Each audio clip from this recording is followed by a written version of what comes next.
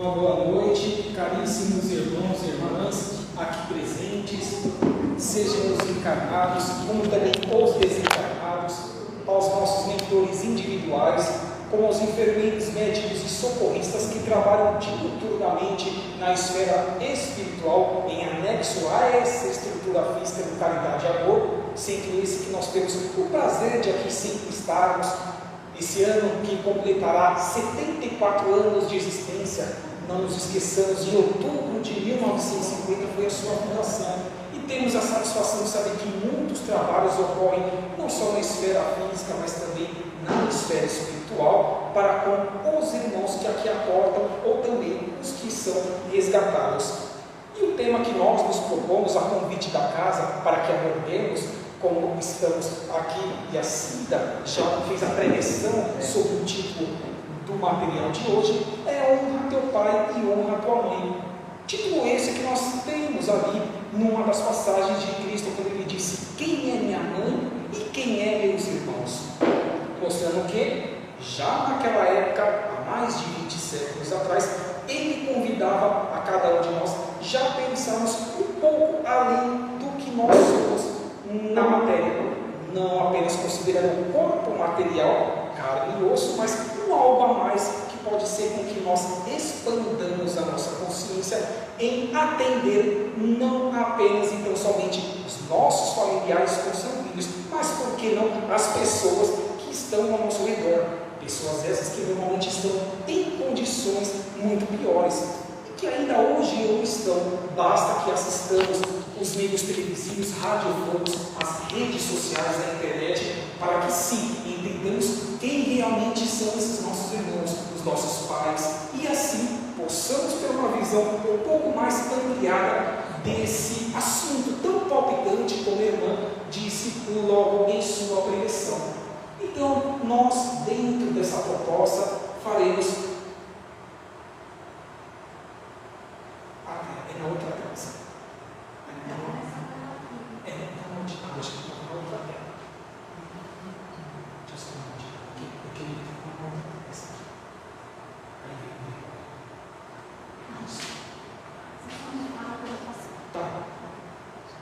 Então, vejamos o que nós encontramos em Decálogo, no Êxodo, capítulo 20, versículo 12, sobre esse tema: honrai o vosso pai e a vossa mãe, a fim de viverdes longo tempo na terra que o Senhor vosso Deus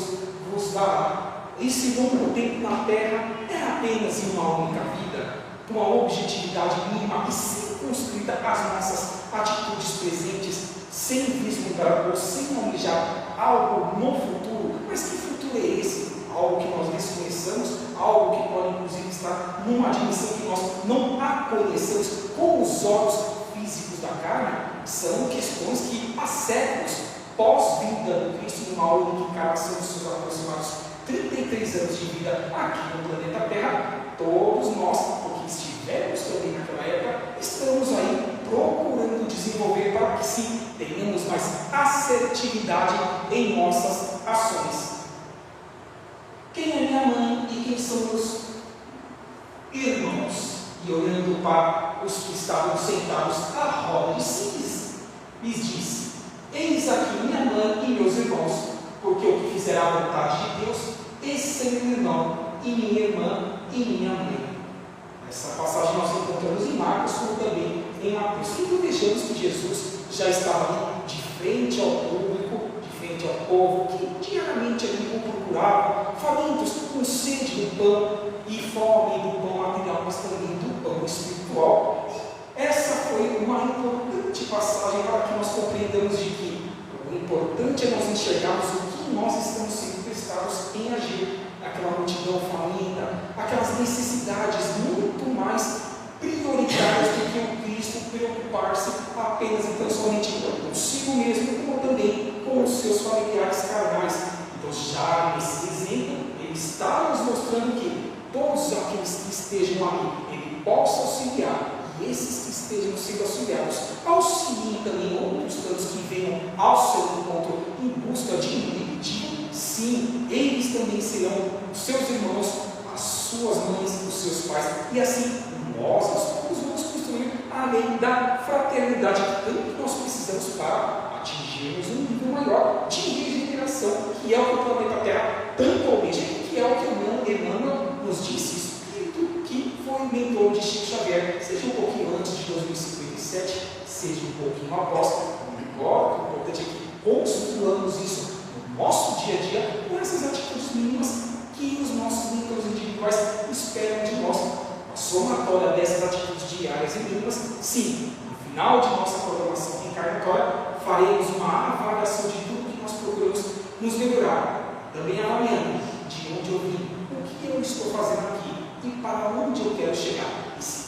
Esse aspecto que faz com que nós procuremos desenvolver as duas asas da evolução espiritual interna, que é a asa do intelecto, como também a asa da moralidade. Existe alguma contradição na fala de Jesus, já que nós valorizamos tanto os nossos familiares consanguíneos? Será que ele não amava verdadeiramente os seus familiares de sangue? A lei do amor e da caridade está acima das considerações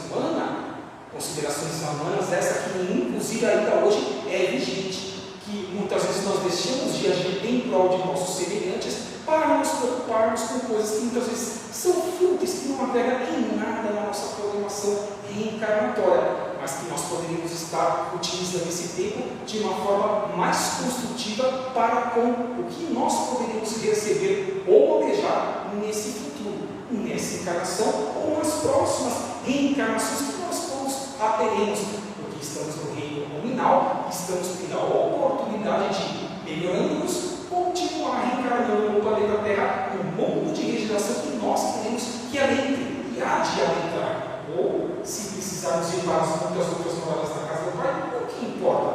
Outros mundos de provas e expiações, ou mundos também em regeneração inicial. O importante é que sejamos úteis ao meio. É isso que a fonte criadora, Deus, Jesus, Maria Santíssima, os nossos membros individuais esperam de nós, como os enfermeiros e médicos também esperam de nós essas atitudes no dia a dia, porque estamos para nos prontificar, nos voluntariar a agirmos em prol de alguma atividade, seja no tratamento de paz, seja na prática higiênica, seja nas atividades assistenciais,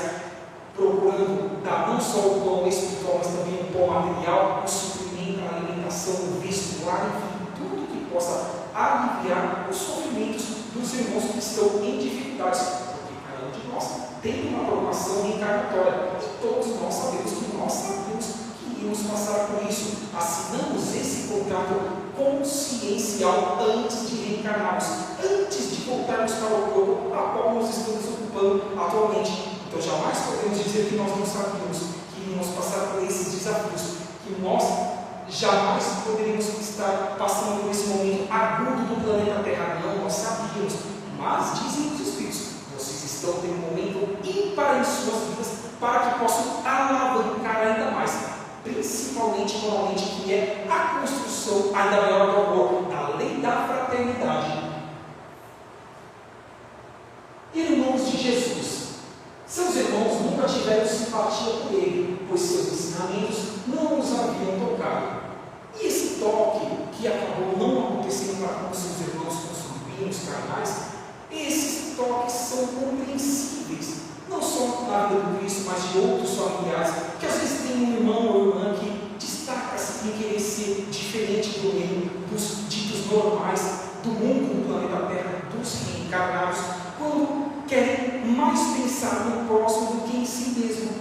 pensando naquela frase do Cristo: é dando que se recebe, façais ao próximo aquilo que gostaria que fosse feito a tu mesmo. Então muitos acabam não tendo essa sensibilidade e fazendo com que muitas vezes tenham esse sentimento negativo, e muitas vezes até pode também estar proferindo palavras de baixo calão, até mesmo agressivas, que façam com que as pessoas que estejam procurando se melhorar tenham essa dificuldade de ação. Mas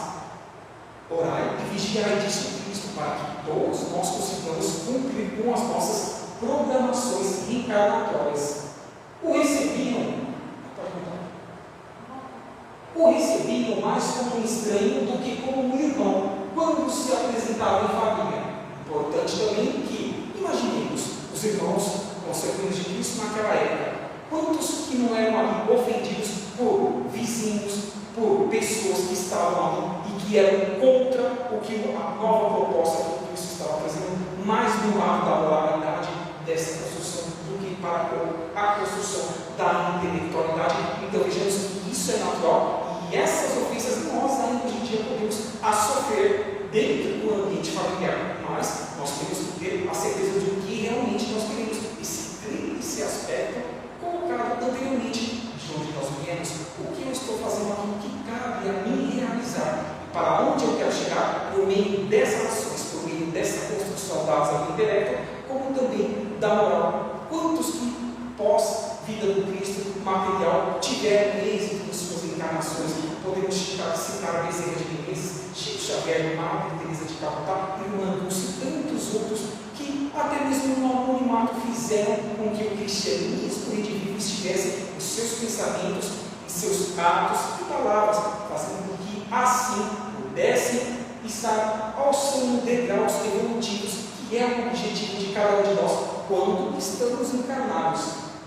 São João diz que não acreditavam nele. Sim, justamente por ser um desenvolvimento moral que não trazia lucro para benefício dos governos ali atuais, mas que almejava sim uma alegoria que pudesse ser colhida em uma outra vida, mas que por meio de palavras muitos acabavam não entendendo. E é natural, quantos ainda hoje têm essa dificuldade de entender as parábolas. Mas era um momento que o Cristo sabia que iria passar, porém, a posteriori, nas reencarnações posteriores, nós teríamos essas oportunidades vindouras. E ele disse: eu rogarei ao Pai que envie o Consolador prometido, para que no momento oportuno vós podeis conhecer, desfrutar de tudo que eu venho trazer nesse momento, mas de uma forma mais ampla, mais acessível e, acima de tudo, fazendo com que nós as coloquemos em prática, porque não basta ficar na teoria. O fácil é falar, mas se colocar em prática no dia a dia é o grande desafio que cabe a cada um de nós em nossa programação reencarnatória. E a Maria, que teve também tantas dificuldades em ter um filho diferenciado, principalmente naquela época, os desafios que o Cristo passava, quantas vezes ela também não se sentia mal, porque sabia que a proposta do Cristo era perfeita para com uma evolução maior dos que ali estavam até aquele momento, mas que ela recebia também, de forma direta ou indireta, muitas injúrias, muitas situações que fizessem com que ela se entristecesse, mas que ela, acima de tudo, nutrisse seu coração espiritual a certeza de que o Cristo veio para salvar a humanidade, que seria o caminho, a verdade e a vida. E dentro desse tríplice aspecto também, obviamente, ela teria que estar passando por esse desafio, e até mesmo pós-morte do Cristo, quando ele, em espírito eterno, volta para o mundo espiritual. Ela não parece ter feito uma ideia justa de sua missão, pois jamais se soube que seguisse os seus ensinos, nem que desse testemunho dele, como o fez João Batista. Mas, entendamos, tudo tem o seu momento. Obviamente que nos momentos primeiros das atividades que o Cristo estava desenvolvendo frente à humanidade, frente à população, de todos os lugares que ele precisava passar, Maria tinha sim as suas atitudes humanas, de amor ao filho, aos seus familiares, mas muito acima da média das demais mães que ali estavam. Então, entendemos que muitas situações Maria nutria em seu íntimo, que ela queria externar, mas não tinha com quem o fazer, porque sabemos que existiam muitas perseguições e o Cristo precisava cumprir com as Escrituras, com tudo o que ele precisava passar. Então, entendemos que sim, Maria aparentemente não fez o que nós chamamos de mediunato para com as atividades do Cristo, acompanhando no seu dia a dia, mas ela tem sim o sustentáculo que ele precisou para que, principalmente depois que ele voltasse para o mundo espiritual, ela desse sequência e principalmente inspirasse outros irmãos e irmãs na casa do caminho, como nós tivemos aí inúmeras informações, várias casas do caminho foram abertas. Informação essa que nós encontramos no livro Paulo Estevam, trazido pelo irmão Emmanuel, pelas mãos abençoadas de Chico Xavier.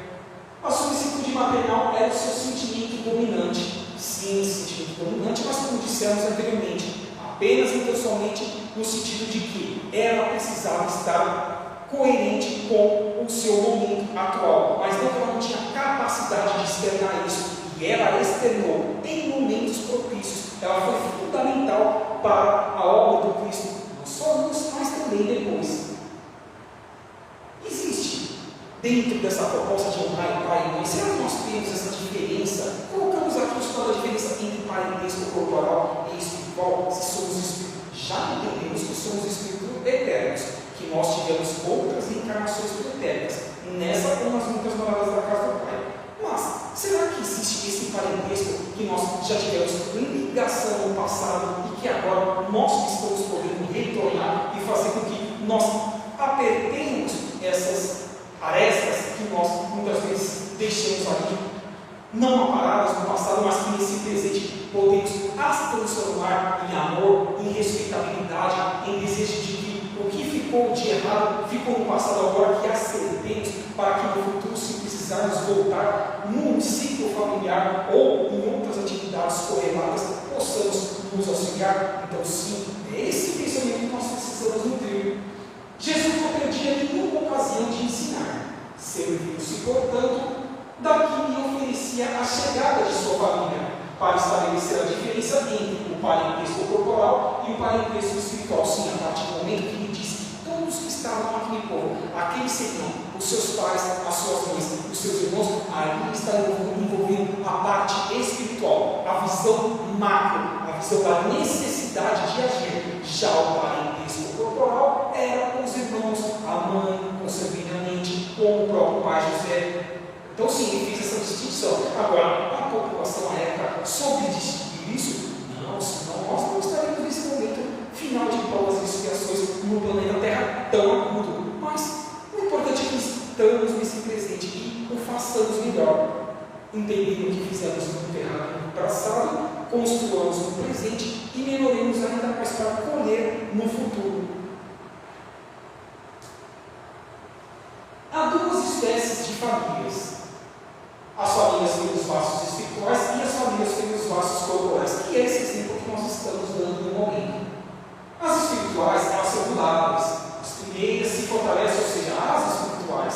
pela purificação e se perpetuam no mundo dos espíritos através das várias migrações da alma, por meio das sucessivas reencarnações. E, obviamente, se tivermos que aparar outras arestas do passado de outros familiares que nós tivemos nos séculos pretéritos, que o façamos com alegria, porque o importante é que todos nós nutramos em nosso coração espiritual e eterno. Quanto mais eu puder ajudar o meu semelhante, independentemente de quem seja esse semelhante, mais eu estarei feliz, mais eu estarei recebendo. Porque foi isso que disse o Cristo: é dando que se recebe. Ainda que não enxergamos isso, isso ainda é caridade. Nós receberemos, disse o Cristo: vós sois deuses, vós podeis fazer isso e muito mais. Então, essa é a importância desse parentesco, que nós não só tenhamos essa certeza, mas que as trabalhemos no presente como também no futuro.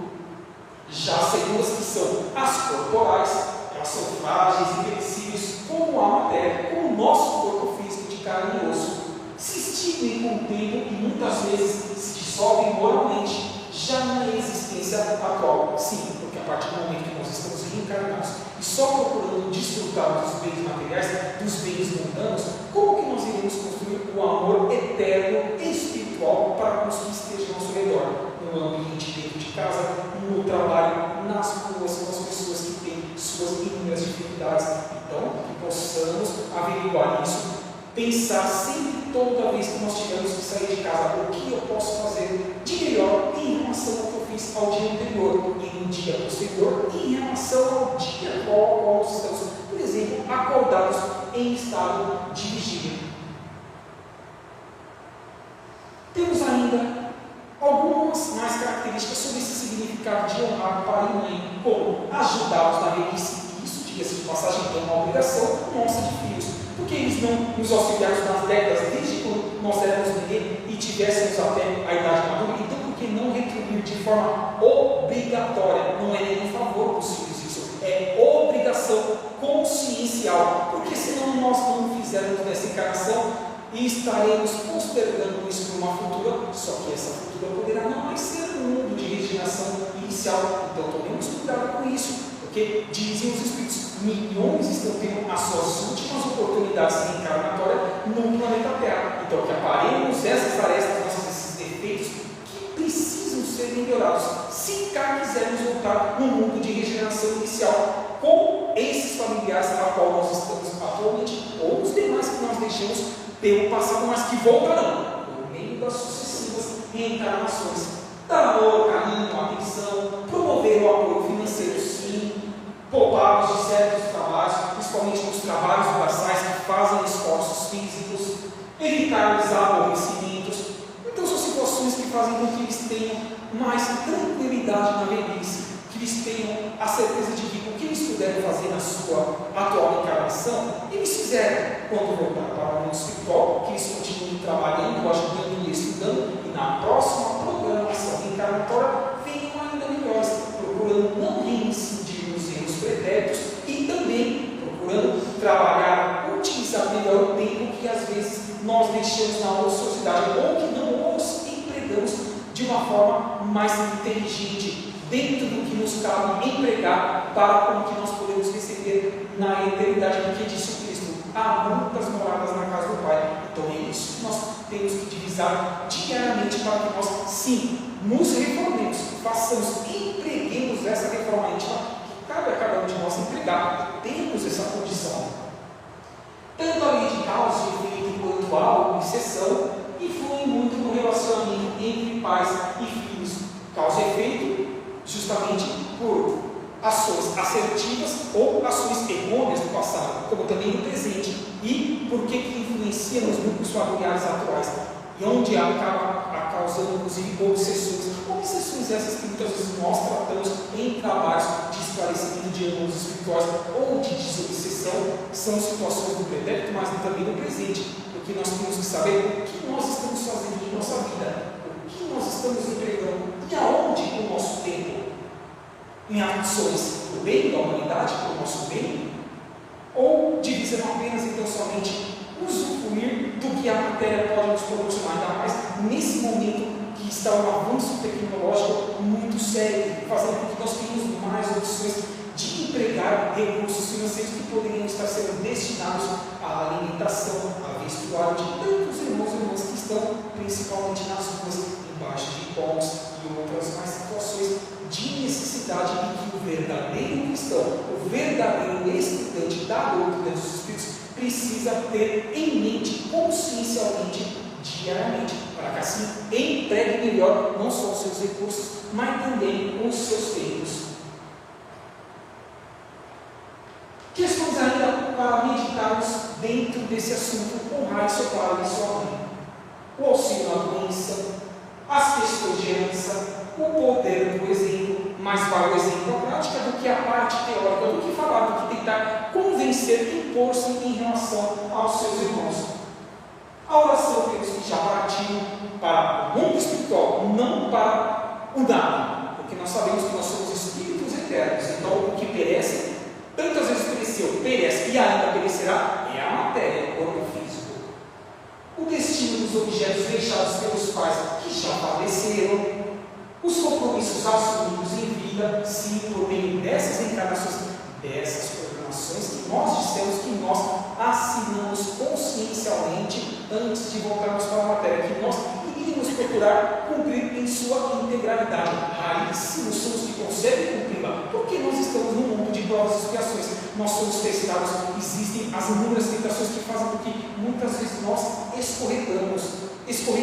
mas que no dia seguinte nós possamos nos realçar, fazer com que aquele escorregão faça com que eu agora caminhe 2 passos à frente e não apenas um. Então, tudo precisa ser avaliado pela proposta do bem agir, do futuro que nos espera, desde que nós nos esforcemos para que esse futuro seja empreendido de forma ampla, de forma macro, para o todo, beneficiando não somente a nossa individualidade.